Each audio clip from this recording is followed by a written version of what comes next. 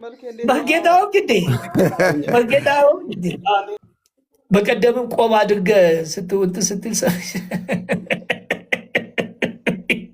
10 ሺህ ብር አስገባ መልኬ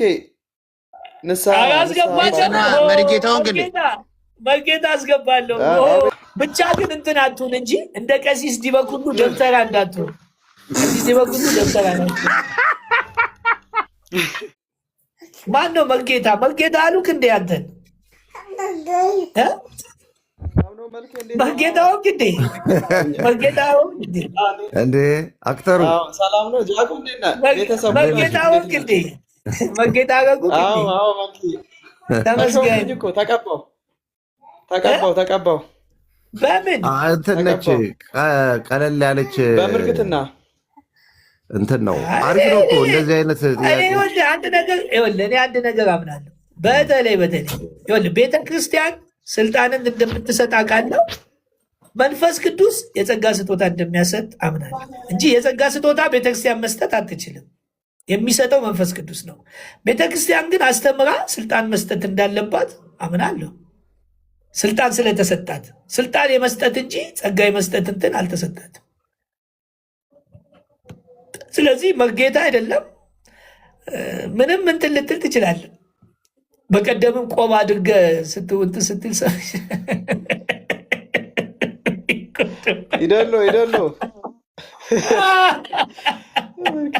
10 ሺህ ብር አስገባ መልኬ መርጌታ አስገባለሁ። 10 ሚሊዮን ሆኖ እንደሚመጣ እና ታዲያ ብቻ ግን እንትን አትሁን እንጂ እንደ ቀሲስ ዲበኩሉ ደብተራ እንዳትሁን። ቀሲስ ዲበኩሉ ደብተራ ናቸው። አቤት አሜሪካ ቁጭ ብለው ቲክቶክን ሊቆጣጠሩት ይደግማሉ። ደጋሚ እኔ ነይም ደገሙ ግን አይሰራም። ትናንት ሲደግሙብኝ ነበረ። አንድ ቤት ወጋውት በለው መልኬ ወጋውት ወደ የድግምት መንፈስ። ኧረ ዝም በለው። እሳቸው እንኳን መስኪን ናቸው። እሳቸው መስኪን ናቸው። ምንም አጋንንት በአጋንንት ይወጣል እያለ የማቴዎስ ወንጌል ምዕራፍ 12 ላይ ኖ ቅዳሴውንና እንትን እቺ ማነብነብ የለም። በቃ አገልግሎት ላይ አንነካባቸው። በቃ መብታቸው። እኔ አላውቅም። እኔ ደብተራና አስማተኛ ለመሰለ ጴንጤው ጠራቸው ወፍ የለም። እስላሙ ጠራቸው ወፍ የለም። እንዴ እኛ እንኳን ምዕመኑ እንገትር እንትን ይላሉ ሊሸውጡ። በቃ ትናንታውን መልካሙን አስገቡት። ልክ ስገባ አስወጡት። እኔ ከሄድኩ በኋላ ይገባላሉ። ለምን ድግምቱ አይሰራም? የእሳቸው ጉዳይ ያለቀ ጉዳይ። የእሳቸው ቢኒያም ምናምን ነኬኮ ችግር አጠናግሯቸዋል። ጃኮ ከትናንት ወዲያ እነ ያማን ነበረ ዶክተር ፍስሐ ቢኒያ ምናምን ቆይ አንድ የለጥፈዋለሁ እና በዚህኛው አካውንቴን የገባሁት በቃ አማላቅ ምናምን ገብቼ እስኪ ወንጌል እንማማር ምናምን አልኳቸው እና ጥያቄ ነበረኝ አልኳቸው። አቤት ምን ነበር? አይ ለቀሲስ ዲበኩሉ ከዚህ በፊት ከ2 ዓመት በፊት አጋንንት በአጋንንት ይወጣል ብለው ኤፍሬምም ነበረ ቀሲስ ኤፍሬም እና ከዛ እንደዚህ ምናምን እንዴ አሁን ይወጣል አሉ። ከዛ እሺ ምናምን ብዬ ወጣ ስል ከዛ እየተከራከር እያለ በቪዲዮ ጣሉኝ። እሺ ብዬ ወጣሁ። ከዛ አካውንቴ ውስጥ ገቡና ቶሎ በል ጎግል አለ ፓስተር ቪዲዮ። ከዛ ጎግል ላይ ገብተህ ማን ነው? ከዛ ዶክተር ፍሳ አሳያሉኝ የጠፍተህ ነው ምናምን ነገር አለው ምናምን። እንዲህ መረጋጋት ግን በጣም ነው የሚገርመው ምናምን አለ። አረ ዝም በሉ አለ እንትና ፓስተር ቢኒያም። እና አሁን ጥያቄ መመለስ ትችላለህ አልኩት። የማርቆስ ወንጌል ምዕራፍ 5:5 አውጣና እንነጋገር። ይሄ የአጥማቂ ተከታይ አውርደው። ከዛ ገስት ላይ እንዳለው በብሎክ ከዛ በዋናው በጽና የሚለው ደግሞ ገባው። ስገባ ባየር ላይ ገና እንደገባ ይው ሌባው ባየር ላይ እንትን አደረገኝ። እኔ በቀደም ሲሳይ ቤት ገባው። ቢኒያም እየወጠ መጣ። ሲሳይ እንዴት መልካሙን ታስገባዋለህ ብሎ ሲሳይም ተናዶ በጣም እንትን አለ። በኋላ ተመልሼ ስገባ ደግሞ ማን ቢመጣ ጥሩ ነው? ልደተ መጣ። ወይ ዮሐንስ ወንጌልን ምዕራፍ 4 የማያውቅ ስግደት ሳያውቅ የሚሰግድ ሰው መጣ ብዬው አበደበት እና መርጌታ መርካቶ አይ መርጌታ ንስሐ ችግር የለውም። ምን ትፈልጋለህ? የፈስ ምን መስተፋቅር ትፈልጋለህ? የገበያ የምን ትፈልጋለህ? አይ ብዙ ጊዜ ፈስቼ አልቋል። አሁን እኔ በቃኝ። የግርማ ሞገስ አትፈልግም? ሰው እንዲያከብር? አረ እግዚአብሔር መጥቶ ከቤተ ክርስቲያን እንደው ጠራርጎ ባስወጣልን፣ እኛ ወንጌልን በስነ ስርዓት እንድንሰብክ ባስደረጉን። በል አሁን መርካቶ ይፍታ፣ 20 ሺህ ብር አስገባ። መርካቶ ይፍታ። ተፈታል። ቆይ ጽና፣ አንድ ጥያቄ ልጠይቅ። አንድ ሰው ንስሐ አባቱ ጋር ሄዶ ይናዘዛል አይደል? እና ይፍታ ይሉታል አይደል? ኃጢአቱ ይሰረያል እንዴ? እግዚአብሔር ይፍታ ካለ ንስሐ ገብቶ ቀኖና ተቀብሎ፣ አዎ ለምን በምድር ያሰራችሁት በሰማይ የታሰረ ይሆናል፣ በምድር የፈታችሁት በሰማይ የተፈታ ይሆናል ይባላል። እና የሰማይ ቁልፍ የመንግስተ ሰማይ ቁልፍ እኮ ኃጢአቱ ይሰረያል አይሰረይም? አሁን ጥያቄ የትኛው? ምሳሌ 3 አይነት ኃጢአቶች አሉ፣ በሐልዮ፣ በገቢር፣ በነቢብ። ቆይ አሁን እኔ እኮ ንስሐ አባቱ ጋር ሄዶ ኃጢአቱ ይሰረያል አይሰረይም? በምንም ይሁን ቀኖናም ሰጥተውትም ምንም ሰጥተውትም ያ ሰው ቀኖናውንም ጨርሶ ኃጢአቱ ይሰረያል አይሰረይም? እንዴ በደንብ አድርጎ ይሰራል። የኃጢአት ስርየት ጥምቀት መሆን ይችላል። የኃጢአት ስርየት ጥምቀት እንዴ በአግባቡ ነው። እና አሁን ተጠምቆ ነው ኃጢአቱ የተሰረየው? ይፍታ ተብሎ ነው ኃጢአቱ የተሰረየው? ቅዱስ ጳውሎስ ጄኮ አትግባ። አሁን በጥምቀት ከሆነ አሁን አልከኝ እኮ አዳምጠኝ። አሁን የኃጢአት ስርየት ያሰጣል ካልከኝ ይሄ ሰው ቀኖና የተሰጠው ወይ ስገድ ነው ወይ እንደዚህ አድርግ ነው እንጂ ጥምቀት አይሰጠውም አይደለም? ይችላል። አሁን ለምሳሌ አበዳው ጄኮ አትግባ። ሆነ ጄኮ ምን ሆነ ነው? አይሰጥም። የማይሰጥ ነገር አይሰጥም። ጸበል ተጠመቅ፣ እሱ ሌላ ጉዳይ ነው። የጸበል የፈውስ ነው። አንድ ሰው ንስሐ ገብቶ ንስሐ አባቱ ጋር ይፍታ አሉትና ይሄንን ቀኖና ጨርስ ይሉታል። ከዛ ይፍታ ከማለታቸው በፊት ቀኖና ይሰጡታል፣ ስግደት ይሰግዳል፣ ጾሙን ይጾማል፣ ይሄድና ይፍታ ነው የሚሉት እንጂ የኃጢአት ስርየት የሚሆነውን ጥምቀት ያጠምቁታል ወይ? ያጠምቁታል አያጠምቁትም? አይደለም። በዚህ የኃጢአት ስርየት የሚሆነውን ጥምቀት ስንት ነው? ጥምቀት ኤፌሶን 4:5 ላይ አለ። ጥምቀት አንድ ነው። የልጅነት ጥምቀት አለ። የልጅነት ጥምቀት አለ። አዎ የሥላሴ የልጅነትን ጥምቀት ስንት ነው? ጥምቀት ስንት ነው? ጥምቀት አንድ ነው። ኤፌሶን 4:5 ላይ አንድ ጌታ፣ አንዲት ሃይማኖት፣ አንዲት ጥምቀት አንድ ነው። አንድ ጊዜ ከተጠመቅ ኃጢአት ይሰረይልሃል አይደል? ከደዌም በጥምቀት ከደዌም ትድናለህ። እሱ የፈውሱ አሁን የፈውሱን የስጋ ፈውስ እኮ ግን ጥምቀት እኮ ነው የሚለው። ፈውስ አይልማ። አሁን አንተ ገዳም ሄደሃል፣ ንስሐ ተቀብለ ምናምን ሊሆን ይችላል። አሁን ኃጢአትም ይሰረይልህ። አሁን አንተ በጥምቀት ነው ንስሐ ገብተ በተሰጠ ቀኖና ነው። ትክክለኛውን በእግዚአብሔር ማቴዎስ አሁን ይፍታ ኪሉ ካለ አይደለም። ስለ ኔቶ መጽሐፍ በእግዚአብሔር ቃል ይናገር ይላል። አጤወልህ ንስሐ አባት ይፍታ ሲሉ ነው ይቅር የሚባልልህ ወይስ ስትጠመቅ ነው ይቅር የሚባልልህ? እንግዲህ ሁለቱም መቼ ተጠመቅ? መቼ ተጠመቅ? አልተጠመቅም እኮ መልክ እንዲገባ የልጅነት ጥምቀትንና እንጂ አሁን ኃጢአት ሰርተህ ንስሐ አባትህ ይቅር ሲሉህ ያጠምቋል። የኃጢአት ስርየት የሆነው የሥላሴ እኛም እንዲገባን አሁን እኮ በደንብ እኛም እንዲገባ ከስር ያለው ከላይ ያለውም እንዲገባው ስለፈጠረ ስሜት አያቱ ለዩልንና አንተንሽ ልጠይቅ ወይ ጥያቄውን ወደ አንተ ላዙረው አይደለም። ይኸውልህ ለዩልንና ጥያቄውን ወደ አንተ ላዙረው ወይ ተው እንጂ ከዞርከውም ችግር የለውም። እኔ ለሺህ ሰው ጠበቃ ላሰፋለሁ። ጥያቄውን ወደ አንተ ላዙረው ችግር የለብኝም። ኖ ግን ስትወያዩ እኛ እየሰማናችሁ ነው። ስለዚህ እኮ ጥያቄውን ወደ አንተ ላዙረው ወይ ለዩልንና ጨርስና ከዛ ወደ እኔ መምጣትም ትችላለህ። ችግር የለውም። ስለዚህ ሚውት አድርገው በቃ እሱ ጋር ልጨርስ እንዴ መርጌታ እያሉ አንተ ጥምቀት የስጋን ጥምቀት ለዩልን ስለመጠረ እኔ አሁን ጥምቀት ሁላችንም ዝም ብለናል አይደለ? መርጌታና ፈለገ ያወሩ ጥሩ እያወሩ ነው። እኛም እየተማርንበት ነው። ቀጥሉ። አዎ ምንድነው ጥያቄው? እንደ ወደ ላይ ከፍ አደርጋለሁ ብዬ መርጌታንማ እንዲህ ለማምጣት እኮ ነው። አንተ ግን እውነት ያምርብሃል። አንተ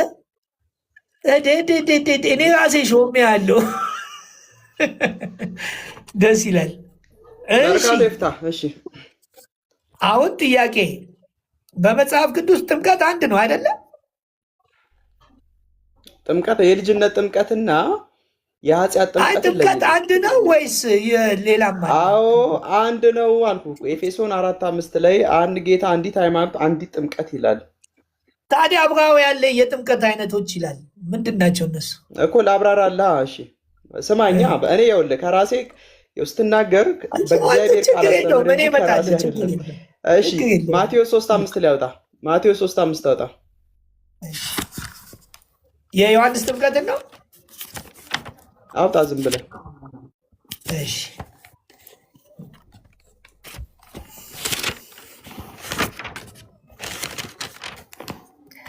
ማቴዎስ 3:5 እሺ ይሁዳም ሁሉ በዮርዳኖስ ዙሪያ ያለ አገር ሁሉ ወደ እሱ ይወጡ ነበር፣ ኃጢአታቸውን እየተናዘዙ በዮርዳኖስ ወንዝ ከእሱ ይጠመቁ ነበር ይላል። እሺ ስለዚህ በዮርዳኖስ ዘንድ ይጠመቁ ነበር ይላል። ስለዚህ ለኃጢአታቸው ማስተሰሪያ ዮርዳኖስ ወንዝ ይጠመቁ ነበር ይላል። ክርስቶስ አይልም እኮ አይልም። አንብበው ድገመው። ያው በዮርዳን እንትን ምንድነው የሚለው? ኃጢአታቸውን እየተናዘዙ ነው። ከተናዘዙ በኋላ ነው እኮ የተጠመቁት። ኃጢአታቸው እየተናዘዙ በዮርዳኖስ ወንዝ ከእሱ ይጠመቁ ነው። ታዲያ የጥምቀት ምንድን ነው እኮ? ሰው ኃጢአቱን የሚናዘዘው ሰው ንስሐ የሚገባው ምን ለመሆን ነው? ከሰራው ኃጢአቱ እንዲደመሰስ እኮ። እንደዛ እኮ ነው። ከዛ ተጠመቀ እኮ ተጠመቀ፣ ኃጢአቱ ተሰረየለት በጥምቀት። ኧረ አይልም፣ በጥምቀት ኃጢአቱ ተሰረየ አይልም። አንደኛ ደግሞ በብሉይ ኪዳን ያለ ኃጢአት ያለውን ነገር ነው የሚያወራው። መቼም አዲስ ኪዳንን ይህንን አናስገባው። ዮሐንስ ማርቆስ 1:4 ላይ በቃ እኮ በደንብ ማርቆስ 1:4 ላይ ክፈት አንብብልን። ይሄኛው የጥምቀት የኃጢአት ስርየት ያሰጣል ይላል አይደለም? የንስሐንም ጥምቀት ለኃጢአት ስርየት እየሰበከ መጣ ይላል። እሺ አንብበው ግባ። ይኸው ማርቆስና ይሄ እንደውም ተመሳሳይ ናቸው። ይኸው የኃጢአት ስርየት እኮ ነው። ይኸው እሺ እናንብበው ታዲያ ምን ችግር አለው? አሁን የዮሐንስ ማርቆስ 1:4 ላይ ያውጣ። ማርቆስ 1:4 ላይ ያውጣ። ችግር የለውም። እኔ ጋር ስላለ የንስሐ ጥምቀት ለኃጢአት ስርየት እየሰበከ መጣ። 1:4 እሺ ጥምቀት የኃጢአት ስርየት ነው ይላል። ቆይ አዳምጠኛ ላንበው አንዴ። እሺ የሕያው እግዚአብሔር ልጅ ኢየሱስን የሕያው እግዚአብሔር ልጅ የጌታችን የኢየሱስ ክርስቶስ ወንጌል መጀመሪያ ይህ ነው።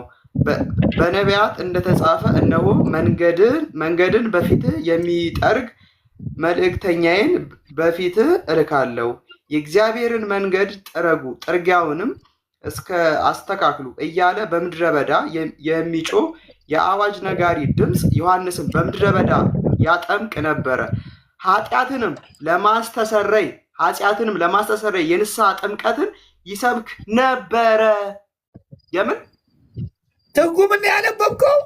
እኔ ጋር እዚህ ጋር የሚለው የምን ጥምቀት? ይኸውልህ በደንብ አዳምጠኝ። የንስሐ ጥምቀት ላሳየህ። ቆይ ለኃጢአት ስርየት እየሰበከ መጣ ነው የሚለው። ቆይ ይኸው አንብብ፣ ከዚህ ላይ አንብብ። እሱ መደበኛ ትርጉም ነው። ኧረ እዚህ ጋር አለ። ተው መደበኛውን አስቀምጥ፣ ያንን አውጣ። ኪዳን ስለሆነ መደበኛውን አዲስ ኪዳን ጥምቀት ላይ ለምን አትሄዱም? ቆይ ልገባ ነው። ይኸው መደበኛ ትርጉም ነው። አንተ ይሄንን አንተ አትቀበለው። መደበኛ ትርጉም ነው። እኔ ትርጉም አልፈለኩም። እኔና መልክ እኮ ነው እያወራን ያለ ነው። አንድ ሚውት አድርጉ። ይሄ መደበኛ ትርጉም ነው። እሺ መደበኛ። እሺ ሌላ ያኛው መጽሐፍ። እሺ አንድ ጥያቄ ልጠይቅ። እሺ ቀጥል። ያን ጊዜ ኢየሱስ በውሃ ሊጠመቅ ከገሊላ ወደ ዮርዳኖስ መጣ። ንስሐ ሊገባ ነው። ቀጥል። ንስሐ ሊገባ ነው። ኃጢአቱ እንዲሰረይ ነው ወይ ኢየሱስ የሚጠመቀው? ኢየሱስ ክርስቶስ የጸለየው ታዲያ ኃጢአት ማለት ኢየሱስ ክርስቶስ ኢየሱስ ሊጠመቅ የመጣው ኃጢአቱ እንዲሰረይ ነው ወይ? ጥምቀት ኃጢአት የሚያሰረይ? እሺ እኛን ሊያስተምር ኃጢአትን ጥምቀት ምሳሌ ታዲያ አንተ አዳምጠኝ። ኢየሱስ የመጣው የተጠመቀው ኃጢአቱ እንዲሰረይ ነው ወይ? የኛ እንዲሰረይልኝ ነው እንጂ ምሳሌ እኛ እንዲሰረይ ነው። የዮሐንስን ጥምቀት ምን እንደሚለው እናንበው። ይኸው እኔ ጋር አንዴ ቆይ እስኪ ስለፈጠረ የኔ ጊዜ ስጠይቅ ለምን አትረጋጋም? ኢየሱስ የመጣው የጽድቅን የብሉይ ኪዳን ያለውን የጽድቅን ነገር ለማድረግ ነው ወይስ ኃጢአቱ ሊሰረይ ነው የመጣው ኢየሱስ? መልካም፣ ለእኛ ምሳሌ ለማድረግ ሊያስተምረን አራይልም። ያው በደንብ ሽና ላንብብልህ። ያን ጊዜ ኢየሱስ በውሃ ሊጠመቅ ከገሊላ ወደ ዮርዳኖስ መጣ። እኔ ላንበው ቃሉ ስለፈጠረ እኔ ላንበው ቃሉ የኔን ማስረጃ አንተ ነው የምታነበው? እኔ እኮ ማስረጃውን ያመጣሁት ማርቆስ አንድ ብዬ እኮ ያመጣሁት እኮ አንተ ማቴዎስ ላይ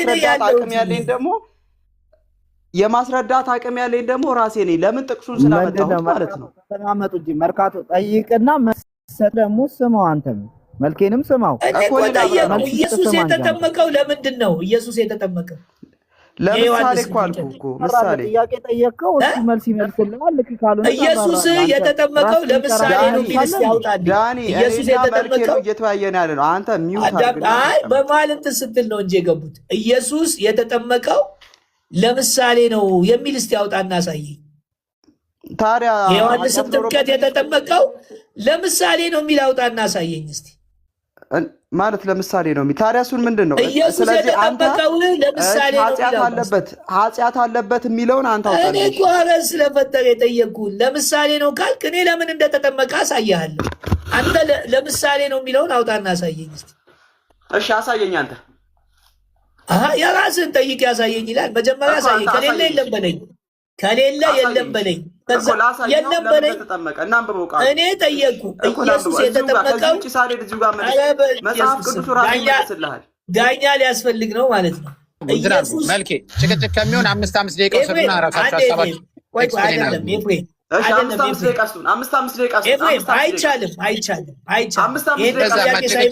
አይቻልም።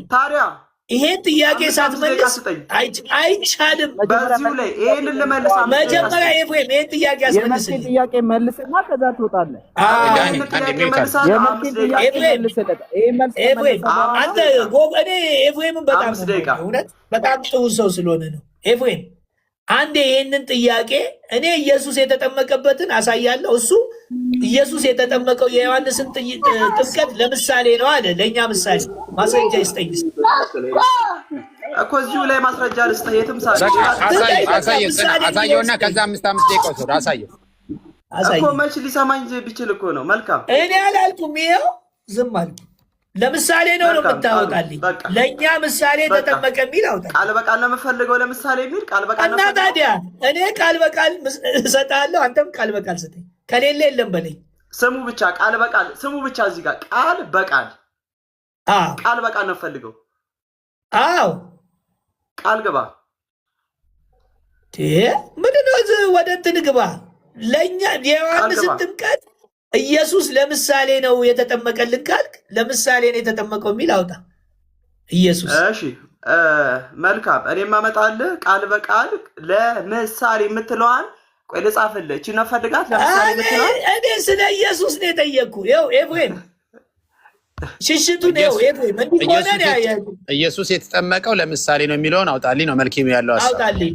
ኦርቶዶክስ ስለሆነ ነው እኔ ከማምናቸው ጥሩ ዝንባሌ ካላቸው ሰዎች ኤፍሬም በጣም ደስ ስለሚለኝ ነው። አሁን ስለ ኢየሱስ የጠየቁ ይሄ የዮሐንስን ጥምቀት ኢየሱስ ለምሳሌ ነው የተጠመቀው የሚለውን አውጣ። እሺ በትርጓሜ ግን አመጣልሃለሁ። እኔ እዚህ ጋር የተጻፈውን አምጣልኝ። አሁን የምትለው ትርጓሜ ምን ትተረጉማለህ? ትርጓሜ የሚለውን አውዱ እኔ ያለ ትርጓሜ ያመጣለሁ። አንተም ከሌለ የለም በለኝ፣ ከሌለ የለም በለኝ። አዳምጠኝ። እኔን ከሌለ የለም በለኝ። ለምን አስተምሮ እኮ አዳምጠኝ። እኔ እዚሁ ላይ የማርቆስ ወንጌል ምዕራፍ አንድን ኤፍሬም በማርያም ይሄን ልጅ አንድ በለው ጽና በቃ እንትን በራሳ አስነብበውና እንትን ገላግለን ጽና። አዎ ከመጽሐፍ ችግር አንዱን አንብብለትና ከዛም በኋላ ወደሚቀጥለው ይሉ እኮ ላንብብለት። እሺ እንቀጥላለን። እኔ ከቃል ውጪ ምንም ከራሴ የማመጣው ነገር ጥቅሱን ንገረኝ።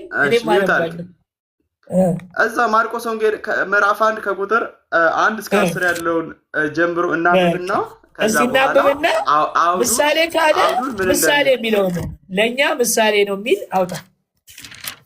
መልካም አዳምጡ። እንግዲህ ኢየሱስ ለሰው ምሳሌ የዮሐንስን ጥምቀት ተጠመቀ ሊለን ነው። እስቲ እንስማ። መልካም ስሙ። እኔ ከዚሁ ቃል ውጪ አውዱን ፍቺውን እዚህ ጋር የተረጉመው ምንም አያገባህም። አንተ ፈቺ አይደለም፣ አውድ ሰጪ አይደለም። አትቀበለውም። ለእኛ የዮሐንስን ጥምቀት ለምንድን ነው የማልፈታው? እኔ ይኸው ፊት ለፊት ነው የማመጣልህ። እኔ ምን ብዬ ነው የጽድቅን የብሉይ ኪዳን የጽድቅን እንትን ልንጠመቅ ብሎ እንዳመጣ ስለ ጽድቅ እንደሆነ አወጣለሁ። አንተ ምሳሌ ነው የሚል አውጣ። ለምሳሌያችን ነው የዮሐንስን ጥምቀት የተጠመቀው የሚል አውጣልኝ። መርጌታ ተው መርጌታ ኤፍሬም ይታዘቡታል። ሰላም ነው። ጽና እንዴት ነህ? ጽና ይሰማል? ኤፍሬም አለ። እግዚአብሔር ይመስገን። ጽናዬ ፈለገን ቆንጆ ጥያቄን የጀመርከው ተመችቶኛል። በደንብ መስማት ፈልጋለሁ። በደንብ ሂድበት። እኔ ተመችቶኛል። መርጌታ መርካቶ በጣም ተመችቶኛል። ፈለገ ነው አያስቅም። ጽና ወጥራ ያዘልን አጽናልን። እንደዚህ አይነቱን ነገር አሁን ወይ ፈለገ ከኛ ጎን ቆመ፣ ከኛ ወገን ቆመ። ቤተክርስቲያን ውስጥ የተሸሸጉትን ቆሻሾች ማጽናት አለብህ። አዘርዋይስ ግን ጽና በሚል ነገር ይላል።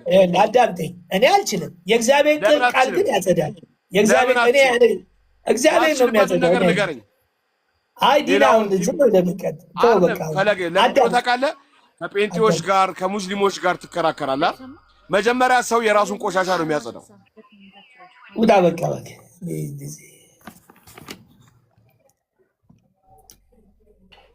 ቀጥል። ሰዓት ወሰደብኝ እኮ ኤፍሬም። ኧረ ገረመው ሚዩት አድርገው ፕሊዝ።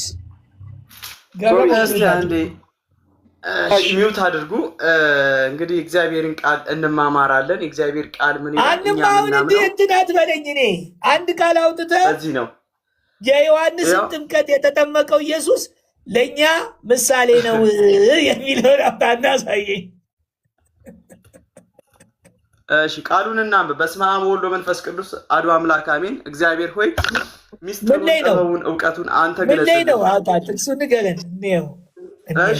እሺ እምነት ከመስማት ነው፣ መስማትም የእግዚአብሔርን ቃል ነው የሚለው ምንድን ነው ኤፍሬም? እኔ ምንድን ነው ስበከኝ ረፍ መርጌታ ተው ኤፍሬም። አንዴ መጽሐፍ ቅዱስ ይዛል ኤፍሬም። እዚህ ውስጥ መጽሐፍ ቅዱስ የያዘ ማንም? ቆይ አንዴ እዚህ ውስጥ መጽሐፍ ቅዱስ አለኝ አውጣና ጥቅሱን ንገረኝ በለውና ይሄ የዮሐንስ ጥምቀት ለምሳሌያችን ነው ያለውን እሱ ላይ ትቆማለህ። መርጌታ መርካቶን እስቲ አንዴ ለኤፍሬም ንገረው።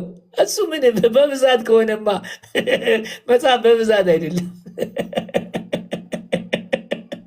ወይ መድኃኒዓለም። ኧረ ዘንድሮ ኧረ መርጌታ መርካቶ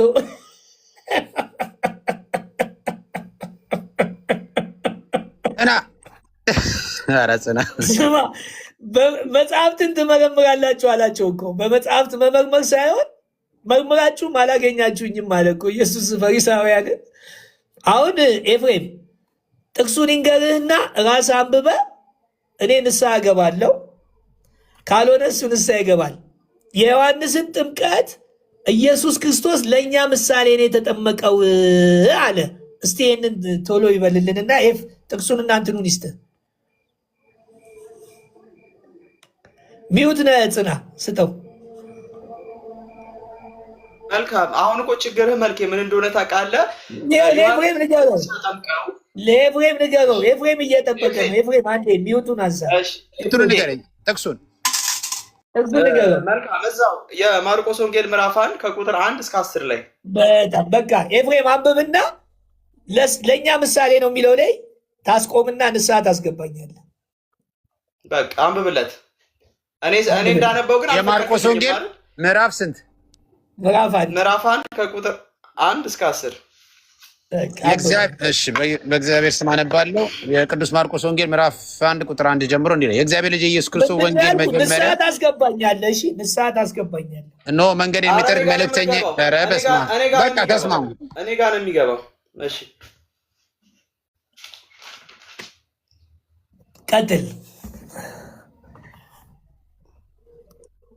ቀጥል ኤፍሬም።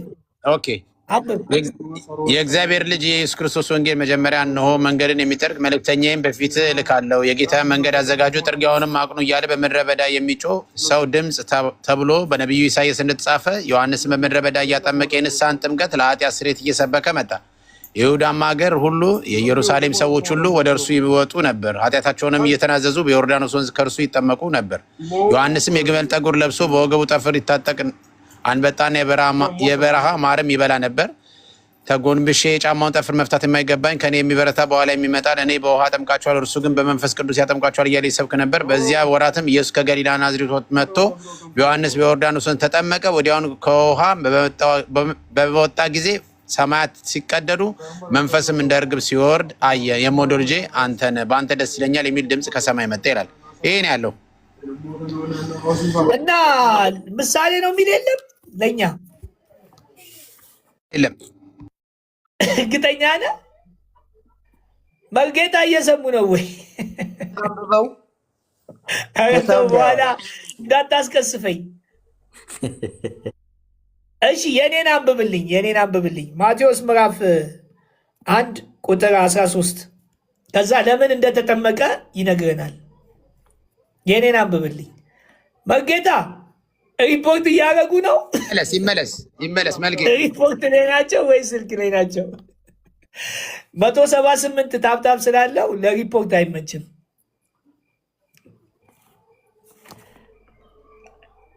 መርጌታ ይመለሱ እንጂ። እሺ እስከዛ ጄኮ ጋር ልሂድ። ጄኮ ወይ መርጌታ የለም እያለ ነው። እኔ የምልህ ግን ብቻ አንዴ ያንተና የእኔን ደግሞ ያንብበው እስቲ።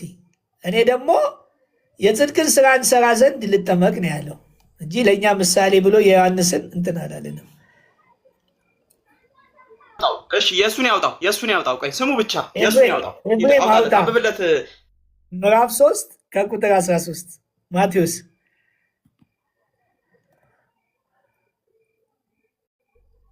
ምንድን ነው እየጠፋ የምትወጣው? ወይ ተመልሰ ግባ።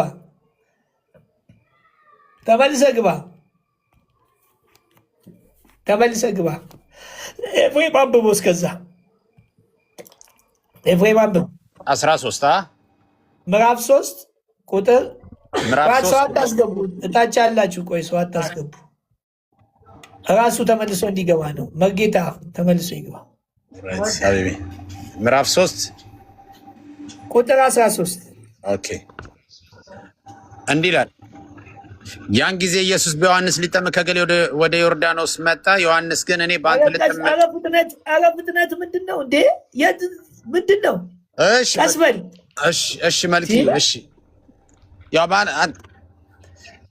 እሺ፣ አዳምጥ፣ በደንብ አዳምጥ። እሺ ዮሐንስ ወንጌል ምዕራፍ 3 ቁጥር 12 ጀምሬ ያነብላለሁ። እንዲህ ይላል። አረ ቁጥር 13 ነው እኔ የምፈልገው አልፈልግም። ኦልራይት አይ አውዱን እንድንረዳ ብዬ ነበር። ያን ጊዜ ኢየሱስ ቁጥር በዮሐንስ 13 እኔ አልፈልግም። በቃ ኢየሱስ የተጠመቀበትን ለምን እንደሆነ ላሳያችሁ። ለምን ከፍ ዝቅ ብለህ አንብባ። ከፍ ብለህ ዝቅ ብለህ አልፈልግም። የኔን አይደለ ማስረጃው እንዴ የኔን ማስረጃ እኮ ከፍ ብለህ ከአንድ ጀምሮ አንብብ። ኤፍሬም ቁጥር 13 ነው አንብብልኝ። ኦልራይት ምን አገባው እሱ? በኔ ማስረጃ ምን አገባው? ከአንድ ጀምሮ ማርቆስ 1:10 ማቴዎስ 1 ይኸው እያነበብኩት ነው። አንተ መርጌታ መቃቱ ኤፍሬም ከመጀመሪያው አንብበውና ከዛ ተመልካቹ ደግሞ ይገባል። ምን አገባ እንዴ? ከላይ ጀምረህ አንተ ተከታተል። አንተ ኤፍሬም እኔ ነኝ ያዘዝኩ አይደለ? አዎ አዎ፣ መልኬን ያዘዝኩ። ታዲያ በቃ የኔ ማስረጃ ንገረኝ። እኔ በቂ ነች ያቺ በቃኛል። ያን ጊዜ ኢየሱስ በዮሐንስ ሊጠመቅ ከገሊላ ወደ ዮርዳኖስ መጣ። አለቀ። አንተን ወደ ታች ኦኬ። ዮሐንስ ግን እኔ በአንተ ልጠመቅ ያስፈልገኛል፣ አንተም ወደ እኔ ትመጣለህን ብሎ ይከለክለው ነበር። ኢየሱስ መልሶ አሁንስ ፍቀድልኝ፣ እንዲህ ጽድቅን ሁሉ መፈጸም ይገባናልና አለው። ያን ጊዜ ፈቀደለት። ለምንድን ነው የተጠመቀው? ጽድቅን ሁሉ መፈጸም ይገባናል አለው። አየህ እንጂ ለእኛ ምሳሌ ብሎ ዮሐንስ ላይ አላለም። ቴንክ ዩ። ለምንድን ነው የተጠመቀው? ኤፍሬም ድገሞ። ደሱ ምናምን ሌሎቻችሁ ለምንድን ነው የተጠመቀው? ጽድቅን ለመፈጸም ጽድቅን እንፈጽም ዘንድ ይገባናል አለና፣ ጽድቅ ማለት ደግሞ ትርጉሙ ክርስቶስ ጻድቅ አይደል እንዴ? ቆይ ክርስቶስ ኃጢአተኛ ነው እንዴ? ጌታ ኢየሱስ አዳምጠኝ። ጽድቅ ማለት ትርጉሙ ምንድን ነው? አረ ቆይ ደሱ ልምጣለት። አንድ ኤፍሬም ቆላሴስ 2:12 አንብብልኝ። ጽድቅ ማለት ቆላሴዎስ 2:12 እንግባልኝ። ኤፍሪ አሁን ወደ ውይይታችን እንግባ። ወደ አዲስ ኪዳን እንግባ። ይሄ ብሉይ ኪዳን ነው። እሺ አዲስ ኪዳን እሺ። ቆይ አንዴ ቆላሴስ ኪዳን ርዕሳችን አሁን እኔ ኤፍሬም በጣም የምተማመንበት ኦርቶዶክስ ነው። በጌታ ጽድቅን እንፈጽም ማለት ምን ማለት ነው? ጽድቅን እንፈጽም ዘንድ ይገባል ሲል ምን ማለት ነው? አንዴ ሚውት አርግ ብራዘር፣ አንዴ ሚውት አርግ። ወንድማማቾች መካከል ጸብን የሚዘራ እንደዚህ የለም። እርሶ ስላመጡ ለምን ቡዲዝም አይሆንም? ለማንኛውም መርካቶ ይፍታ ጌታ ካለበት የክርስቶስ ደም ከኃጢአት ያንጻል። እኔ እፈታለሁ። የክርስቶስ ደም ከኃጢአት ያንጻል። አሁን ካለብን በፊት አንጽቷል። ጋሚ አሁን ዮሐንስ ወንጌል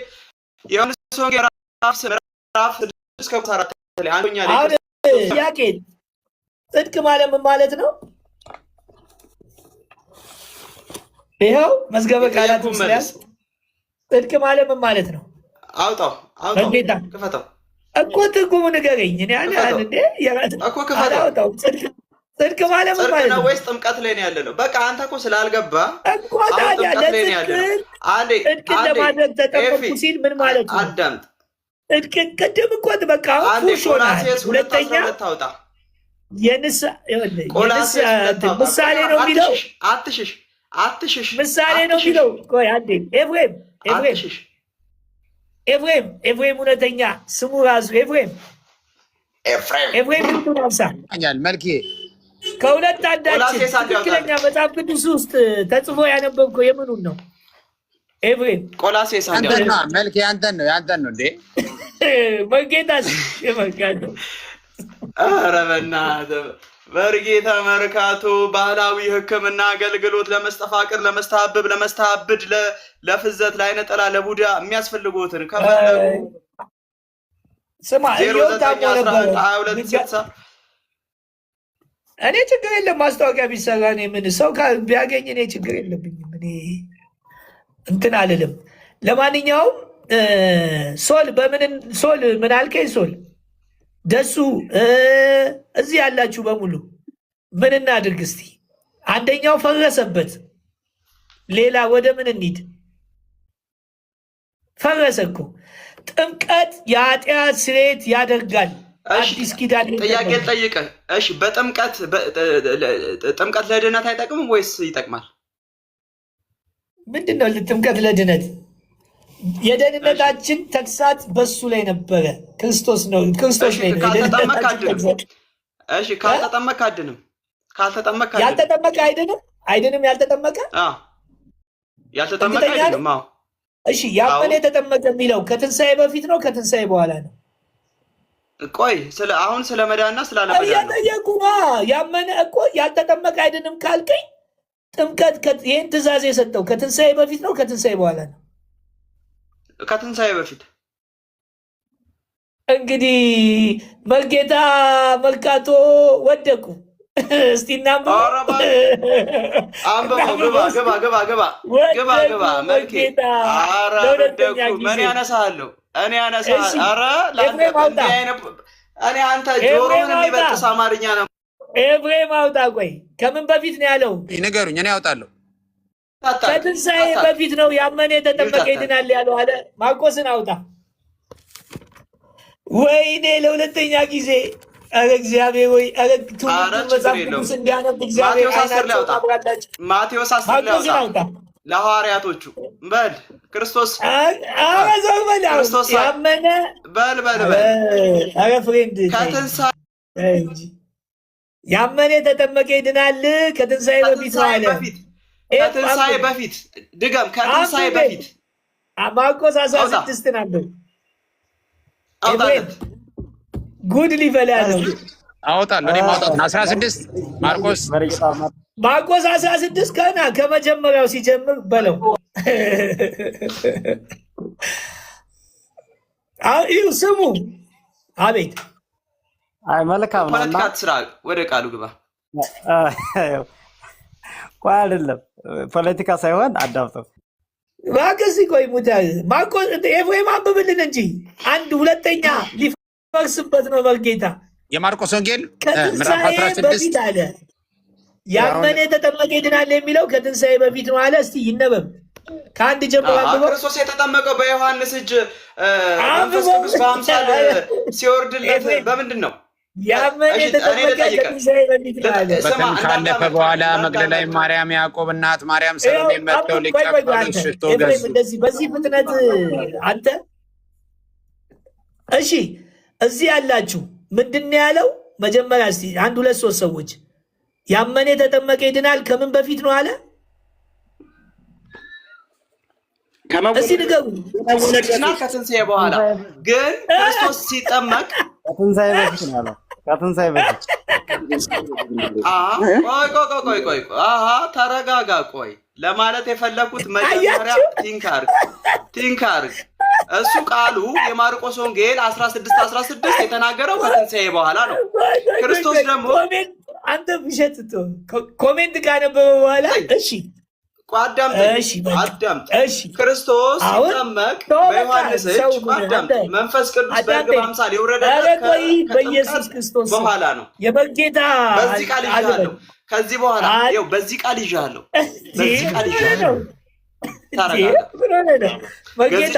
ገዝቻለሁ። ኧረ መጌታ አሁን እሺ ከትንሣኤ በኋላ ምናል? ኦኬ ቴንክ ዩ ችግር የለውም። ሰው ከስህተቱ አንተ ፈንጅ አብካኝ አይደለ ከስህተትም አትመለሰው።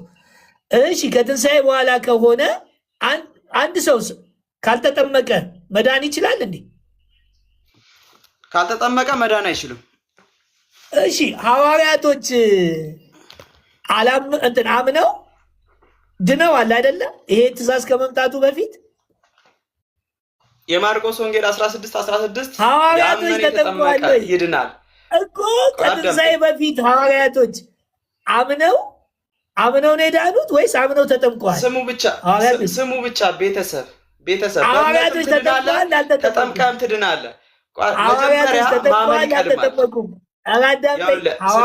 ሮሜን አንብብልኝ ግባና ሮሜ 10 ግባ። መልሱን ሮሜ ላይ ታገኘዋለህ። ሐዋርያቶች ይህ ትእዛዝ እንግዲህ ሊያርግ ሲል ነው ከትንሣኤ በኋላ ነው አለ። ሐዋርያቶች አምነው ተጠምቀው ነው ወይ የዳኑት? ማንም ሲናገር በእግዚአብሔር ቃል ይናገር። ይህንን ቃል ትቀበለዋለህ?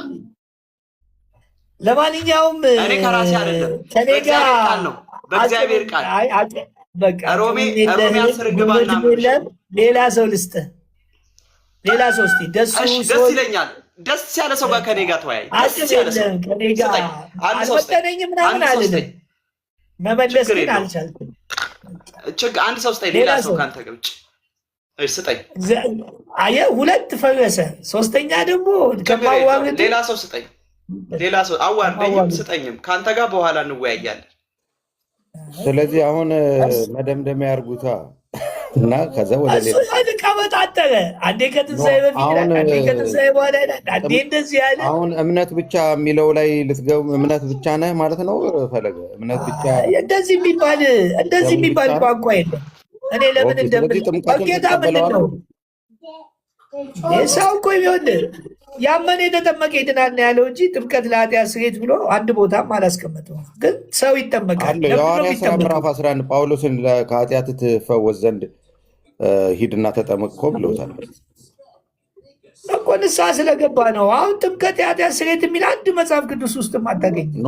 ማለትም መምቻው መደምደሚያው እሱ ነው። የለም ጄኮ የክርስቶስም ደም በአዳምጠኝ የክርስቶስም ደም ጥምቀትም እንዲህ ሁለቱ እኮ አይገናኝም። አንድ ላይ ነው። ቅድም እንዳልኩ ኪዳንም ከአዲስ ኪዳን እያጣቀስክ የኢየሱስ ክርስቶስ እስቲ እድል ይሰጠንና ኃጢአት የሚሰሪያው እንዴት ነው? ጌታ ኢየሱስ ክርስቶስ ሊቀ ካህን ሆኖ በሰማይ ወደ ቅድስት ገባ ሲል የኃጢአት ስርየት ተደረገ አይደለም?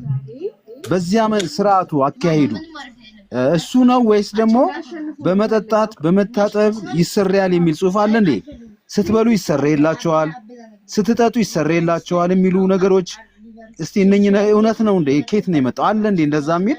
መቼም በሊቀ ካህን ነው የኃጢአት ስርየት። ሊቀ ካህኑ ወደ ቅድስት በገዛ ደሙ ገባ ሲል የኃጢአት ስርየት እዛ ነው። ሊቀ ካህኑ ዋናው ሊቀ ካህን ጋር ነው። እዚህ እኛ ጋር ይደረጋል ወይ የኃጢአት ስርየት? መደምደሚያውና ማህተሙ ምንድን ነው? ጥምቀት አይደለም? እንደዛ መደምደሚያ አንተ ነህ የምትለው። አሁን አንተ ነህ ሳይሆን አንተ አሁን ንስሐ አባቴ ነህ። ንስሐ ገባው። ከዛ ከንስሐ ፈታኝ። ከዛ ምንድን ነው የምታደርገው? ቆይ አይደለም ጆኮ ልጠይቅህ። እግዚአብሔር ይፍታ ብሎ ነው ኃጢአት ይቅር የሚባለው ወይስ ስትጠመቅ ነው? እግዚአብሔር ይፍታ ትባላለህ በእምነት። ከዛ ግን ጥምቀቱ ምን አስፈለገ? በጣም ጥሩ። የኃጢአት ስርየት ጥምቀት ካሰጠ ለምንድን ነው ንስሐ አባት እግዚአብሔር ይፍታ የሚሉ? ጥምቀቱ ራሱ ሄዶ ያስተረይልም። የእግዚአብሔር መንፈስ ውሃ ላይ አርፏል ይላል አይደል? ዘፍጥረት ምን አገናኘው? ብሉይ ኪዳን ሄደ ዘፍጥረት ላይ እግዚአብሔርን ስም ስጠራው ከዛ አካል አለ፣ ስጋህና አካል ቦዲ አለ ያስቀመጠልና ታዲያ ቆይ ደሙ ይኸውልህ በክርስቶስ ደም ተዋጅታችኋል ነው አይደለም የሚለው? ጥምቀቱ እኮ ቅድም ራስህ እንዳልከው ከሞቱ ጋር ሞቱን ከትንሳኤው ጋር ትንሳኤውን ብለሃል። እንደገና መቼ ነው የሞትከው? እግዚአብሔርን መንግስት መቼ ነው የሞትከው? ቆይ መቼ ነው የሞትከው? ስትጠመቅ ጥምቀት ሞቱንና ትንሳኤውን አንተ መመስከረ ነው። ሲቀጥል ደግሞ የእግዚአብሔርን መንግስት አትወርስም ካልተጠመቅ። እንደገና ደግሞ የኃጢአት ስርየት ደግሞ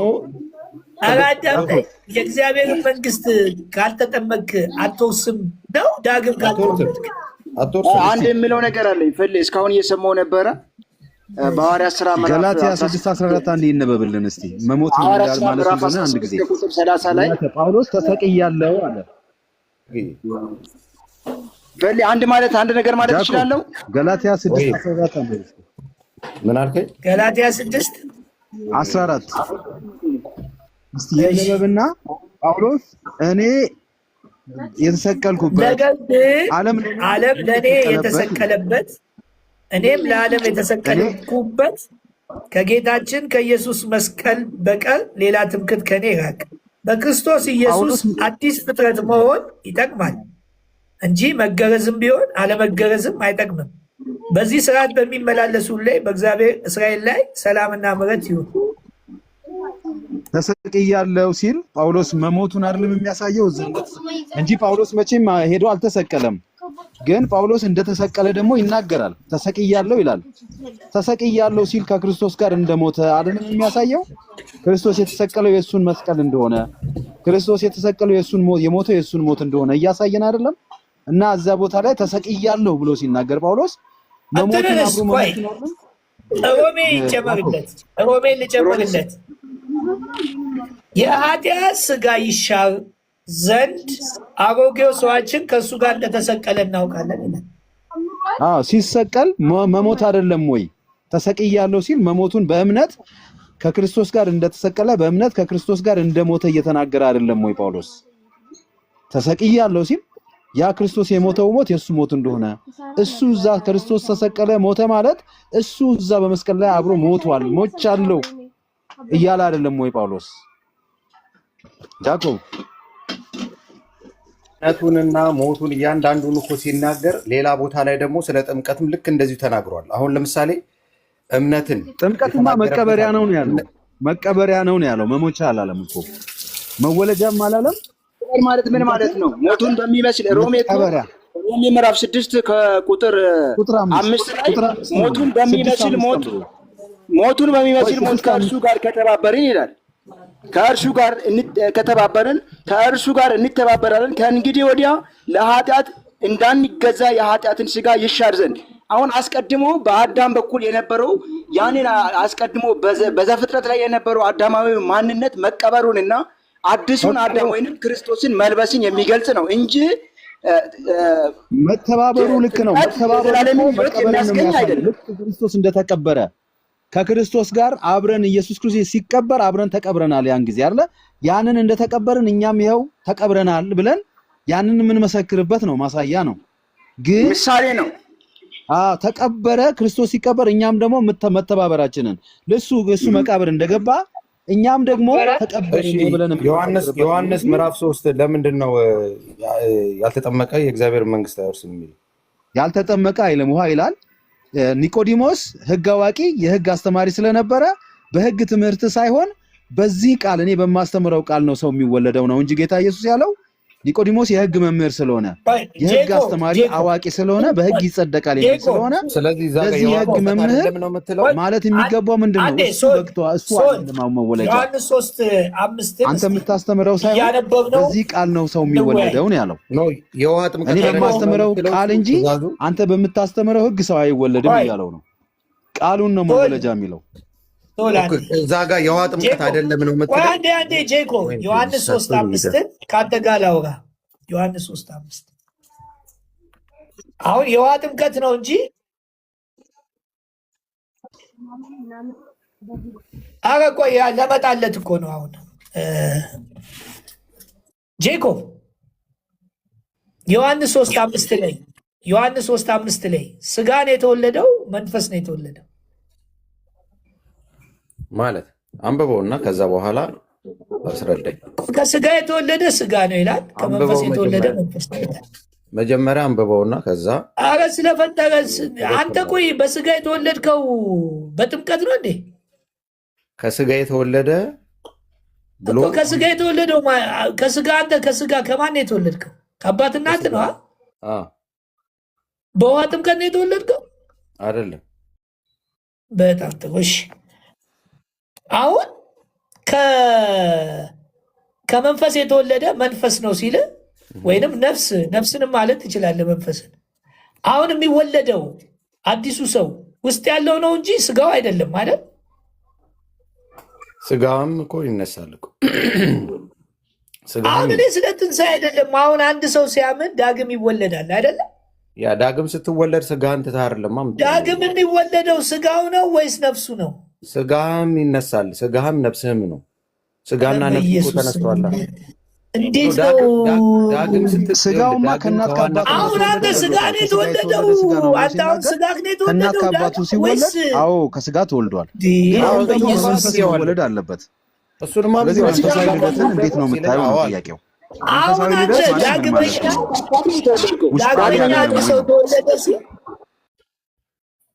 አንድ ሰው ዳግመኛ ተወለደ የሚለው እስቲ ንገረኝ፣ ምኑ ነው ዳግም የተወለደው? ከመንፈስ ሲወለድ ማለት እኮ ውስጠኛው ማንነቱ ነው አይደል? አዲሱ ሰው መለያየት የለም። ውስጠኛው ውጨኛው ምን የትኛው ነው? ይሄ ስጋዬ የተወለደ አይደል እንዴ? ይሄ ስጋዬ እኮ ነፍስና ስጋዬ እንዴት ይለያያል? ከእግዚአብሔር የተለየው ቆይ አዳምና ሔዋን ከእግዚአብሔር የተለየቱ በነፍሳቸው ነው በስጋቸው? ኖ ኖ ኖ ኖ በስጋው ሁሉ አይደል እንደ ወረደው? በሁሉም እኮ ነው የወረደው። ሸፈኑ ይሌለ እንደ አፈሩ ክርስቶስ አንተ ስጋን ሊያድን ነው ነፍስን ሊያድን ነው የመጣው? በስጋ መነሳቱን እኮ አሳየህ እኮ። ስጋ እንደሚነሳ አሳየህ እኮ። ክርስቶስ ሲነሳ ስጋው ለብቻው ተነስቶ አይደለም ነካው። መርጌታ ይሻሉኛል። ኖ ኖ ኖ የኔ ትንሽ ጠንከር ይላል። ፋክት ስለማወራ ቀጥ ቀጥ ኖ ኖ ኖ አንብበው፣ መጀመሪያ አንብበው። ፋክት ይላል ወይስ አትቀበልም? ይህን ቃል ትቀበላለህ አትቀበልም? ይህን የእግዚአብሔርን ቃል እኔማ ከእግዚአብሔር እምነት ከመስማት አላልክም እንዴ? መስማትም በእግዚአብሔር ቃል ነው አይደል? ምን ላይ ነው ያለው እሱ ቃል? ውይ ኧረ ተው በእናትህ። ለጥቅስማ እኔ ከአንተ ሺህ በሺህ እንትን እላለሁ። ምን ላይ ነው ያለው? አውጣ። ሮሜ 10 ቁጥር ስንት? ምን ላውጣ? ላንብብ እንዴ? አንተ ለጥቅስ እኔ ችግር የለም። ቁጥር 17 እኔ ለአንዳንድ እንትን እንዲህ ካልከኝማ ይኸውልህ እግዚአብሔር ይመስገን። አንተ ጴንጤ ቤት እኮ ጠቅጥቀን ነው መጽሐፍ ቅዱስ ስናነብ ነው። እዚህ ቤት መሰለህ እኔ ኦርቶዶክስ ቤት ቀጥቅጬ ጥቅስንም ቃሉንም የተማርኩት። ታዲያ ቅድም ከየት አምጥተህ ነው የዮሐንስ የንስሐ ጥምቀት ለእኛ ምሳሌያችን? ክርስቶስ የተሰቀለው ለምንድን ነው? ክርስቶስ የተጠመቀው ለምንድን ነው? ክርስቶስ የተጠመቀው ለምንድን ነው?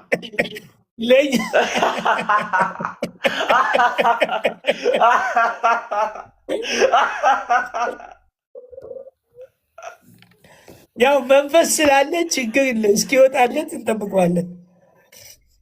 ይኸውላችሁ እንግዲህ ክርስቶስ የተጠመቀው ለምንድን ነው? ይኸውላችሁ ኧረ የጠየቅኝን ልመልስ። እምነት ከመስማት ነው፣ መስማትም በእግዚአብሔር። አያችሁ እኔ አሁን አንድ ጥቅስ ብለው ከየትም አያመጣውም።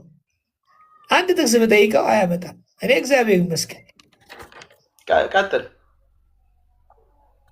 በጥምቀት ከሱ ጋር ተቀብራችኋል። በጥምቀት ከሱ ጋር ተቀብራችኋል። በጥምቀት ከሱ ጋር ተነስታችኋል። በእግዚአብሔር አሰራር በማመናችሁ ተነስታችኋል የሚል ጥቅስ የቱ ጋር ነው ያለው? መልካም ሰምታችኋል። እዚህ ጋር ኔፍሊም የሚል ከመጽሐፍ ቅዱስ አውጣልኝ። የቱ ጋር ነው ያለው? ይሄ ኔፍሊም የሚል ጥቅስ አውጣልኝ። ስማ ብቻ እዚህ ጋር እኔ ስጠይቅ የለብኝም ብላል። ኔፍሊም የሚል ከመጽሐፍ ቅዱስ አውጣ። ስማ ብቻ ስለፈጠራችሁ የጥያቄን አስመልስ። ያለ ሰፈራ የመጣች ዝም ብናውቃለን። ኤፍሬም ሚውትን አንሳ። ኤፍሬም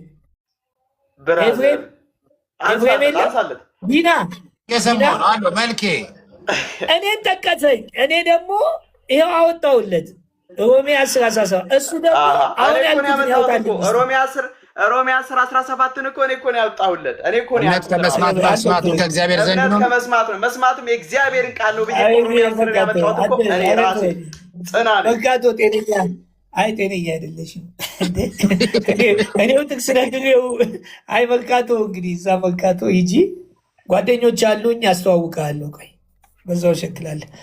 ጎበዝ እንዴት ነው? በጣም ስንት ሰዓት ሆነ? ይበቃኛል። በጣም ደከመኝ። ይበቃል። ዝጋ። አሁን ራሱ በጣም ደስ የሚል ነገር ዛሬ ወንጌል ተሰብኳል፣ ወንጌል ተነግሯል። ብዙ ነገር ነው እንትን ያልነው የእግዚአብሔር ቃል። ለዚህ ነው አንብቡ። አሜን። አሁን ቅድም የመጨረሻው ቃል እምነት ከመስማት ነው፣ መሳብትም በእግዚአብሔር ቃል ነው። የእግዚአብሔር ቃል መጽሐፍ ቅዱስ በእግዚአብሔር መንፈስ ስለተጻፈ አይልም። አንዱ ጥቅስ ስጠኝና ልዝጋው። ጥምቀት የኃጢአት ስርየት። እሺ ላውጣ። የሐዋርያት ሥራ ምዕራፍ 11 ቁጥር ስንት?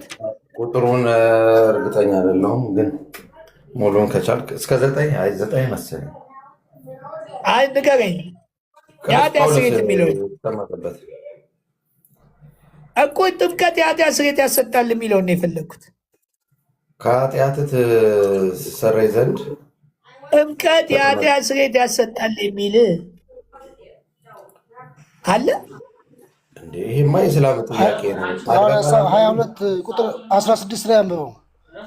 እሱ የኃጢአት ስርየት ያሰጣል አይልም። እሱም እኔ እሱንም አውቀዋለሁ እኮ አንብበው። የኃጢአት ስርየት ያሰጣል ይላል አይልም።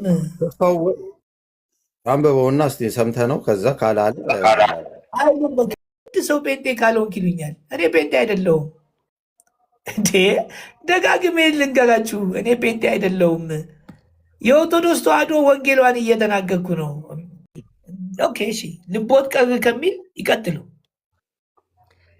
እና እኔ ማለት የፈለግኩት ማወቅ ፈልጌ ነው፣ መረዳት ፈልጌ ነው። ቆይ በግድ ቆይ ናግባ እስኪ። በግድ ሰው ጴንጤ ካልሆንክ ይሉኛል። እኔ ጴንጤ አይደለሁም እንዴ!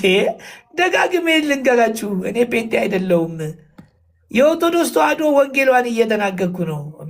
ሌላ ምንም ትምህርቷ፣ እውነተኛ ትምህርቷ ይሄ ነው። እዚህ ላይ የተለጠፉ ሰዎች አይደሉም። እነዚህ ቢዝነሳሞች ናቸው፣ ሌቦች ናቸው። በጣም ህዝቡን እየበዘበዙት ነው። ተሰብስበው ሆን ብለው ወንጌል እንዳይናገር እንቅፋት አይናገሩም። ወንጌልን አውቀው የሆነ ርዕስ እያነሱ የሚያጨቃጭቅ ልክ እንደ እኔ ቤት ለምን እንዲያደርጉ። ስለዚህ እኔ ኦርቶዶክስ ተዋሕዶ ሃይማኖት ተከታይ ነኝ። ይቀጥሉ እና በቃ ሀሳቡን ላሳጥረው። ከትላንት በፊት ስለ ደሙና ስለ ውሃው ፍሰት ነበር ስንነጋገር የነበረው። አንተ ያልከው ያው በደሙ ተጠምቀናል የሚለውን የመጽሐፍ ቅዱሳዊ ሀሳብ በማንሳት የተጠመቅነው በደሙ እንጂ በውሃው አይደለም። ውሃው የውሃው ፍሰት ወይም ከጎኑ የፈሰሰው ውሃ ለእኛ የጠቀመን ነገር የለም። የፈሰሰውም ያለ ምክንያት ነው። ፍሰቱም ከኛ ክርስትና ወይም እምነት ማን ያለው ያልተባለ ለምን ይላል? አይ እንደዚህ አይነት ቃላቶች ከኔ ወጥቷል እንዴ? የተጠመቅነው በደሙ ነው። ውሃው ለኛ የጠቀመን ሌላ ቆይ አይደለም። የኃጢአት ስርየት በምንድን ነው ይገኛል ያለው? መልኬ ጴንጤ ነው ዝውጡ። ሃሌሉያ ኪያ ቃዴ ኪያ መልኬ ተው እንጂ በእናትህ ለምን ታጭበረብራለህ? ለምን ታምታታለህ? ኦርቶዶክስ ኪያ ኦርቶዶክስ አታምታታ መልኬ። አንቺ ዛሬ ደግሞ ዋልክ እኮ ምንድን ነው አይደክምህም እንዴ? እኔ ከወንጌል ደክሞኛል። በርታ በቃ ግፋበት። ሃሌሉያ ጌታ ያሳየኛል። መጥፎ ነው የምታደርጊው ስድብ። ዛሬ ደስ ብሎኛል። አልተሳደብሽም። ይመችክ። ባመንክበት መብት ነው። አይ ምን ተገኘ? እንዳንተ ጌታን ተቀበልኩ ልበል? አይ ይመችክ። ሰው ላመነበት መብት ነው። ግን ኦርቶዶክስ ነኝ አትበል። አዳምጪ። ፕሮቴስታንት ማርያም ታማልዳለች ቢሉ ትቃወማላችሁ እኮ እንዴ? አንተ ማርያም አታማልድም አይደለም ቢሉ እናንተ ኢየሱስ ጌታ ነው ሲሉ ትቃወማላችሁ። ኢየሱስ ጌታ ነው እንዴ? አይ አሁን ታዲያ ለምንድን ነው ጌታን መቀበል ብለሽ ያሾፍሽው? አይ ኢየሱስማ ጌታ ነው። ይሄ ምንም የማይካድ ሀቅ ነው። አይደለም ለምንድን ነው አንድ ሰው ይኸውልሽ ለተቀበሉት በስሙ ለማሁን እኔ አሁን እነሱን የማልቀበላቸው ነገር ምንድን ነው? ኢየሱስን በግል አዳኝ ተቀበል ሲል እሺ ቆይ እቺ ልጅ እየሰደበች ነበር። ዛሬ ደግሞ ስድቧን አቁማ ስትገባ በቃ አውሩ ከሳቸው ጋር ነው ይሉታል። አውሩ አትጪ። ለምን ትወጫለሽ? ለምን መንፈሱ ደግሞ ገና ይወጣልሻል። እዚህ ቁጭ በይ። ይቀጥሉ። እና ማለት አንተ የተጠመቅነው በደሙ ነው ያልከው፣ እኔ ደግሞ የተጠመቅነው በውሃው ነው ያልኩኝ። እዚህ ጋር እስኪ ሀሳቦችን እናንሳ። ቆይ አንድ ጥያቄ ልጠይቅዎት። ደም ካልፈሰሰ ስርየት የለም ይላል። ጣልቃ አትግቡ። በመሀል ሌሎቻችሁ ጣልቃ አትግቡ። አይ በኋላ ትጠይቃለህ። በመሀል ሲገባ ጭቅጭቅ ይመስላል። ደም ካልፈሰሰ ስርየት የለም ይላል አይደል? ድምፀ ሊቃውንት አቤት። ስርየት ያገኘነው በደም ነው በውሃ ነው? ከዚህ ጋር ግን ልክ ነህ። ሀሳብክን እንዳለ ያዝ አድርገውና የኛ የልዩነት ነጥቦቻችን እንለያቸው። መጀመሪያ የኛ ምናምን አይበሉኝ። እኔም ኦርቶዶክስ ተዋሕዶ ሃይማኖት ተከታይ ነኝ። የኛ ምናምን አይበሉኝ። ቆይ እና አባባል ይሄ ማለት ነው። ቤተክርስቲያንም ቆይ ለምሳሌ ቤተክርስቲያን ስጋው ደግሞ ትፈትታለች አይደል? አይ እኔ የምለው ካሳ ትፈትታለች አትፈትትም? ተፈትታለች፣ ደሙንም ትቀዳለች። ለምንድን ነው ስጋው ደግሞ የምትፈትተው? ለምንድን ነው ስጋው ደግሞ የምትፈትተው? በየቀኑ ይቀደሱበት ዘንድ ይከብሩበት ዘንድ። ምንድን ነው ይቀደ? አንድ ሰው መጥቶ ንስሐ ገብቶ ኃጢአቱን ከተናዘዘ መጥቶ በደሙ ምን ይለለታል? ኃጢአቱ ይሰረይለታል አይደል? አለፍ ነው የመጀመሪያው እሱ ሁለተኛው ሐሳብ ቢሆን መልካም ነው። የኔ ሐሳብ ጥምቀቱ እሺ ሰው ቆይ እኮ ላመጣ ነው እኮ ጥምቀቱ አንድ ጊዜ ነው ካሉ በየቀኑ ጥምቀት ከሌለ ጥምቀት የኃጢአት ስርየት እንዴት ሊሆን ይችላል ነው? አንድ ጊዜ ከሆነ የኔ ያልኩት ያለሁት ማለት ነው ሐሳቡ እንዳይሸራረፍ ይቅርታ በጣም እኮ ቢሆን እኔ ያልኩት ኃጢአታችን የተሰረየው ደም ካልፈሰሰ ስርየት የለም ነው አይደል የሚለው። ኃጢአት የሚሉት ምኑ የትኛውን ኃጢአት ነው? እሱ የትኛውን ኃጢአት የምሰራው? ያኛውንማ በደሙ ደምስሶልኛል። አሁን ለምሰራው ኃጢአት ንስሐ ገባለሁ አይደል? እሺ አሁን ለምሰራው ኃጢአት ንስሐ ስገባ ደሙ ነው የሚያጥበኝ? ውሃው ነው የሚያጥበኝ? ኦሮ ስለ ንስሐ ኃጢአት ነው እንዴ ሰው እያወሩት ያሉት? ምንድን ነው ጥምቀት ኃጢአት ያስተሰርያል የሚሉ ታዲያ ከሌለ ለምንድን ነው ጥምቀት በውሃ ኃጢአት ይሰራል? እኔ እያወራሁት ያለ እንደማመጥማ እንደማመጥ እኔ እያወራሁት ያለሁት ስለማትደገመው ልጅነትን ስለምታሰጠዋ ስለመጀመሪያዋ ጥምቀት ነው። እኔ እያወራሁት ያለሁት ልጅነት ያገኘ ነው በጥምቀት ነው በእምነት ነው? እንግባ ልጠይቆታ ከየት ነው ያገኙት? ልጅነት ያገኙት በጥምቀት ነው በእምነት ነው? በጥምቀት ነው። እስቲ አሳዩኝና በእምነት እንደሆነ እኔ አሳዩታለሁ። ሰው በጥምቀት የሚሉት ከሆነ አሳዩኝ እስቲ ልጅነት በጥምቀት እንደሚገኝ። ማርቆስ 16:16 ማንበብ በቂ እኮ ነው። ልጅነት ይገኛል አይደል? ከሌላ ሳንሄድ አዎ ይድናል ማለት መዳን። አረ ስለፈጠሩት እንዴ በጥምቀት ልጅነት ይገኛል አሉኝ። ማርቆስ ያመነ የተጠመቀ ይድናል እንጂ ልጅነት ይገኛል መዳን ለሰው ምንድን ነው? እንደ ማርቆስ 16 አሁን እኔ የጠየቅኩትን አሁን አንድ ጥቅስ ልስጦት። አንድ ጥቅስ ምንድን ነው? በእምነት በኩል የእግዚአብሔር ልጆች ናችሁና ይላል። በምን በኩል? በእምነት በኩል። ለምሳሌ ለተቀበሉት በስሙ ለሚያምኑት የእግዚአብሔር ልጆች ይላል። እርስዎ ደግሞ ልጅነት የሚገኘው በውሃ ነው አሉ። የቱ ጋር ነው? ልክ እንደኔ እንደዚህ እስቲ ግለጹልኝ። በቃ የእርሰው ሐሳብ እንግዲያስ ሐሳቦትን ልረደው። የሰው ሐሳብ ምንድን ነው? አንድ ሰው ክርስቶስ ኢየሱስ ክርስቶስ እንደሆነ ያመነ ማንኛውም ሰው ያኔ ልጅነትን አግኝቷል ከመጠመቁ በፊት ማለት ሆኖ አይደል? ታዲያ ልጅነት የሚገኘው በእምነት ስለሆነ ነው። ያምናል ካመነ በኋላ ሰው የሚጠመቀው ይኸውልህ ድምፀ ሊቃውንት መጽሐፍ ቅዱስ ሰው የሚጠመቀው ለመተባበር ነው። እንደውም አንድ ቦታ ጥምቀት ምሳሌ ነው ይላል። ምኑን ነው የምትተባበሩት? ሞቱን በሚመስል ሞት፣ ትንሣኤውን በሚመስል ትንሣኤ። ከዚህ በፊት የተፈጸመውን ነገር አሁን በስጋችን እየፈጸምን የምናሳየው የምንተባበርበት እንጂ ልጅነት ያገኛችሁት በእምነት ነው ይላል። ኦኬ በቃ የሰው ሐሳብ አንድ ሰው አምኖ ባይጠመቅ ችግር የለውም ከልጅነት ውጭ አይሆንም ማለት ነው። አላልኩም። አሁን እርስዎ ነው ያሉት፣ እኔ ያላልኩትን እንዴ። ታዲያ ምንድን ነው? እኔ እኮ ልጅነት ያገኘ ሰው ይጠመቃል። አዳምጡኝ። ልጅነት ያገኘ ሰው ይጠመቃል። ለምን? እንዴት ልጅነት እንዳገኘ አዲሱ ኪዳን እንዴት እንደተፈጸመ የእግዚአብሔር ልጅ ወደዚህ ምድር መጥቶ ለእሱ እንዴት እንደሞተለት እንደተነሳለት እሱም ያን ጊዜ እንደሞተ እንደተነሳ መቀበርን፣ መሸፈንን፣ መከደንን የሚያሳይ የሞቱን ጥምቀት በደንብ ምሳሌ አድርጎ የሚያሳየው ጥምቀት ስለሆነ ያ ሰው ይቀበራል። ሲወጣ እንደተነሳ ያህል እንጂ እኔ አሁን አልሞትኩም፣ እንደገና ሞቼ አልተነሳውም። ግን ያ በእግዚአብሔር አሰራር ተቆጥሮልኛል። ይሄንን በጥምቀት እገልጸዋለሁ። ለምን? ልጅነትን ስላገኘው። ሰው የሚያምነው ያምናል፣ ይጠመቃል።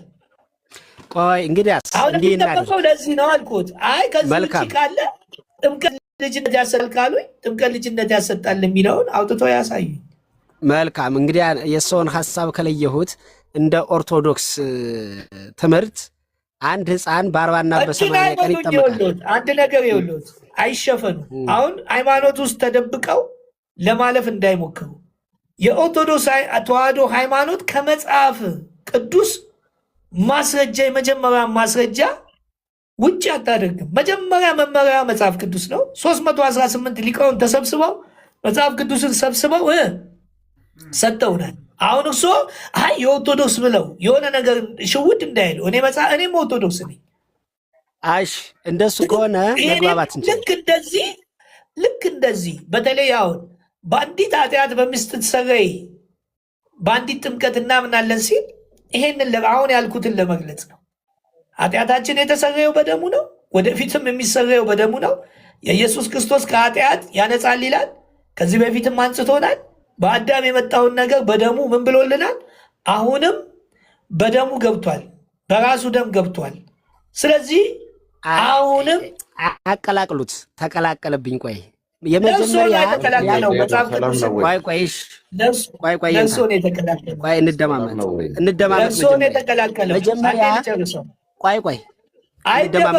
ወደ ሌላ ቦታ ሄደዋል። እሺ አልደበቅም፣ ግዴ አሁን እኔ ወደዚህ ቤት ገብቼ ሀሳቡን ያነሳሁት የተጠመቅነው በደም ነው በውሃ ነው የኔ ጥያቄ። በደም የተጠመቅነው በውሃ ተጠምቀናል አልተጠመቅንም? በደም ነው የተጠመቀው። ያ ምሳሌ ነው ውሃ ኖ ከክርስቶስ ጎን የፈሰሰ ውሃ። ስለዚህ ምክንያታዊ ነው ማለት ነው። እሱን ያስረዱኝ። እኔ ምንም ስለ ደሙ ፈሰም ከዚህ ጋር ውሃ ፈሰሰ ይላል እና ቅድምን ያላልኩም ስላሉኝ እኮ ነው። አሁን ከዚህ ጋር ውሃ ፈሶ ጥምቀት ነው ይላል። አዎ እንደዛ ነው። እስኪ አውጡና አሳዩኝ። እስኪ ማስረጃ አውጥተው አሳዩኝ። ጠቀስኩልዎት እኮ እኔ አሁን ከዚህ ውስጥ የወጣው የውሃ ጥምቀት ነው። በጥምቀት መጠመቃችን የሚል እስቲ ያስረዱልንና ያሳዩን። ላምጣ፣ ይረጋጉና ላምጣ። ልጥቀስ ሂዱ። አልደበቅም። እርሱ አሁን በእምነት እንዳትደበቅ በቃ ሂዱ፣ ይዘው ይምጡ። በቃ ማስረጃውን ከጎኑ የፈሰሰው ጥምቀት ነው የሚሉ ከሆነ እስቲ ጥምቀት እንደሆነ ያሳዩን። ከጎኑ ከዚህ ፈሶ አይነ ስውሩ ዳነ። በቃ ከዛ ውጭ ስለዛ የሚናገር ነገር ካለ አውጥቶ ያሳዩን።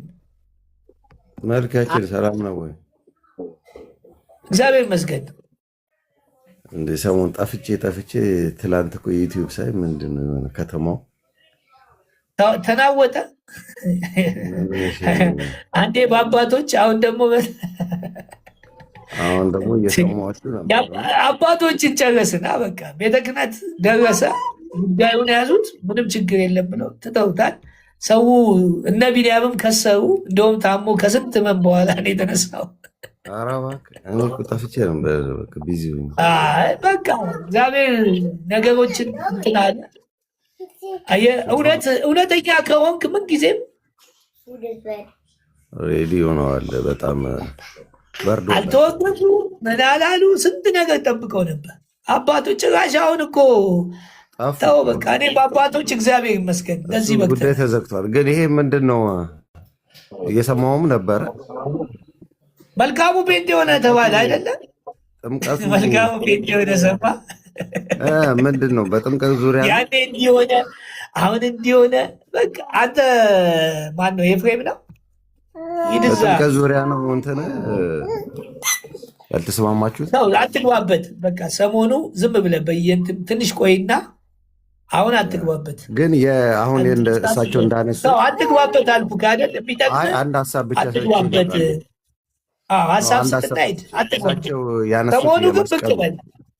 አብሽር። የእሳቸው ያነሱት አሁን የወረዱት አባት የኢየሱስ ክርስቶስ ሲሰቀል ደምና ውሃ የፈሰሰው ከብሉይ ኪዳን ጋር ብሉይ ኪዳን ቀድሞ መስዋዕትነት ሲያደርጉ ደምና ውሃ አድርገው ነው አይደል? እና ከዛ ጋር የተመሳሰለ ነው። ያንን በብሉይ ኪዳን ውሃ የለም አለ እንጂ ሙሴ ደሙን የጥጃና የፍየሉን ደም ከውሃ ጋር ቀላቅሎ ውሃ የለም። ውሃ የለም። በብሉይ ኪዳን ውሃ የለም። መስዋዕት ሲያደርጉ ሊያጥቡበት ወይ ምናምን እኔ አላውቅም። እሱን አላውቅም አለው እዛ አሁን ወይ በኋላ ለመስዋዕት ቆይ ጄኮ ለመስዋዕት የቀረበው ምንጊዜም ሲሰዋ ደሙ ነው አይደል?